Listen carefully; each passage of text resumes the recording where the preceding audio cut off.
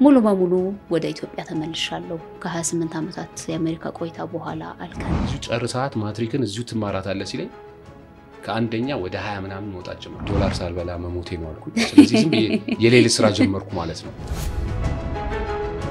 ፕላንና ልማት ሚኒስቴርን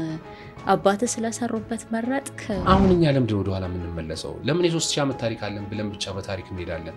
ለምን አንድ ነገር አንሰራም የሚል ዝም ብሎ ሐሳብ ይመጣልኝ ነበር በጣም ሳቲስፋይድ መሆኑ እዚህ ሀገር ሰው ነው ብዙ ሰዎች በወቅቱ ብላት ሄደዋል አንተ የቀረህበት ምክንያትስ ምንድነው ከኛ ቀደም ብሎ የነበሩ ሰዎች ተለቅ የሚሉት ስማችን ሰጥተው ገዳም ገባን ከላይ ወደ ታች ብቻ የሚወርድ ትዕዛዝ ሳይሆን ከታች ወደ ላይ የሚመጣ መልእክት መስማት መቻል አለባቸው